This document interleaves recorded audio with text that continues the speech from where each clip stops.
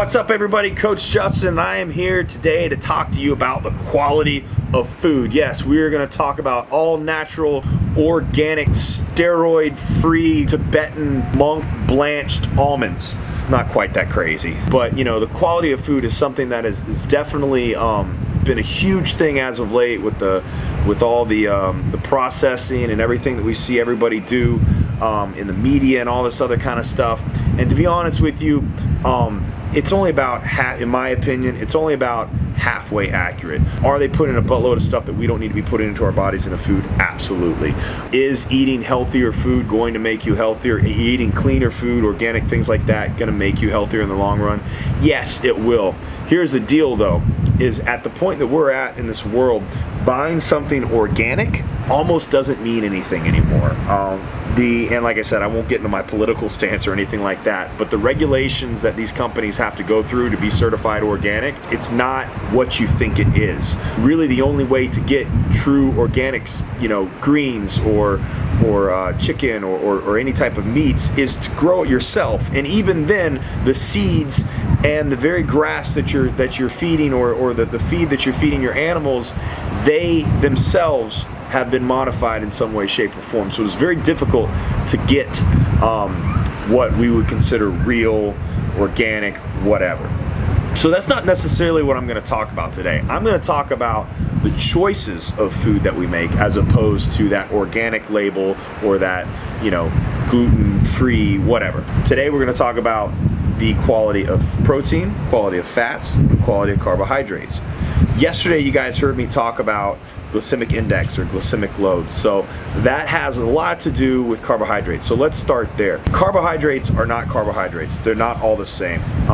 And again, this isn't a series to get really crazy into the science because I know most of you guys don't care. If you do, there's plenty of articles to you can look up and just geek out on for hours about processed sugars, what they do to our bodies and all this and that.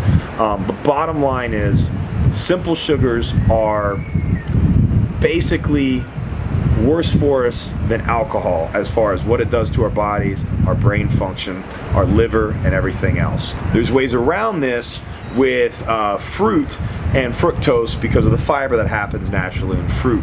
But when we drink fruit juices and things whenever the fiber is taken out, it destroys our bodies. So first and foremost, staying away from simple sugars, specifically high fructose corn syrup and stuff like that, should be a pretty fair assumption to not do. Most people actually know that at this point, which I think is a great thing. Unfortunately, we still don't look at the labels a lot.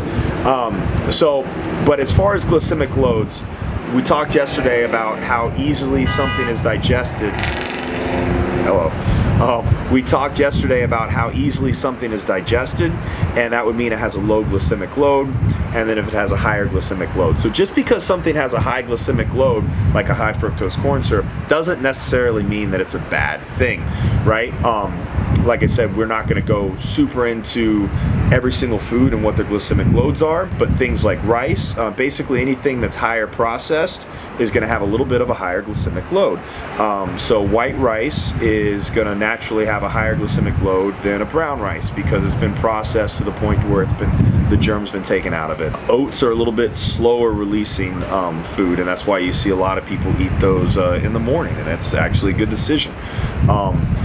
Gluten, while celiac disease is a very real thing, if you don't have celiac disease, typically the reason people have gluten intolerances is because A, they're either taking it in too high of an amount, or B, they came off of it for some reason, for whatever reason, maybe a diet or something like that, and then they came back on it. So I'm not a big nerd about gluten-free. I put a lot of gluten into my programs. And the only time we take it out is if we do see a significant negative effect. And that could be things like bloating or stomach pain or anything like that. So because everybody's different and because everybody's GI tract works differently, your meal plans really have to be based off of you. It's not as simple as a set it and forget it template. So next up, let's talk about fats. Fat is fat is fat, right? No, unfortunately it's not. It's not as simple as that. And I can tell you guys from personal experience that while we talk about good fats and bad fats, different people digest and process fats differently. A perfect example of that is my son. He has something called MCAD, which means his body can't metabolize medium chain fatty acids into energy at all. Typically MCTs, medium chain triglycerides, would be something that you would consider would be good for most people. These would be things like coconut, avocado, olive oil, but because of his genetic makeup, he's not capable of doing that. It actually will destroy him internally if he does that. So with that in mind, yet again, we have to take an individual approach. But it is important to talk about the qualities of fat. And generally speaking, if we are a healthy human, we are going to want to have a good ratio of omega-3s and omega-6s. Omega-3s will be our EPA and DHA fats. You get that in most fish oil. And then omega-6s are going to typically be in a lot of other things, such as like olive oil and avocado and things like that. So neither of them are bad, but if we have an imbalance of them, it's not good. So what we want to make sure that we do is we want to make sure that A, we're taking a fish oil supplement for our fats. We want to make sure that that fish oil supplement is an omega-3 and omega-3 only. And we want to make sure that the fats that we have and that we take are from animal products or from a cleaner source that has maybe high fiber in it, like an avocado, or something with more medium chain triglycerides in it, like coconut or maybe even olive oil or something like that. Things to avoid would be things like peanut oil and canola oil, any of the vegetable oils. As far as protein goes, most of you guys understand there's going to have a little bit of fat that comes with all the protein. The higher fat foods like beef, steaks, things like that, if they're higher quality and they're grass-fed, they will have a lot better fats in you. Things like CLA in it, which we oftentimes take as a supplement. These things are very good for us, and they can actually help quite a bit of things. Not just weight loss, but overall health as well. So a lot of us that say stay away from steak, stay away from meat or anything like that, it's not such a bad thing. Obviously, the reason why we'd stay away from it is if we're trying to keep our fats a little bit low, we're trying to get fats from a specific source, then we're going to want to make sure that we have our other fats lower, right? So in that case, getting leaner cuts of beef would be a better decision. Turkey, fish, specifically white fish typically, but also salmon and things like that, as long as they're not farm raised and they're wild caught, because of the omega-3 to 6 ratio that are in those. And then obviously chicken is going to have a little bit higher of a fat content than say like 97% lean turkey, but it's still a fairly lean source of meat.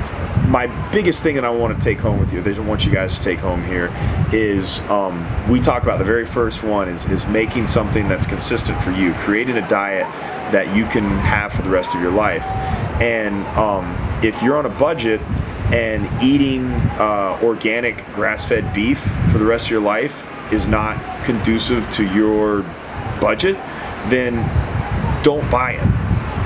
Get the stuff that works good for you. You can buy ground turkey meat that is really lean for cheap at most places like Sam's. Chicken is very cheap. Fish, you can buy cheap portions of fish. Swai is a great white fish that is not super fishy.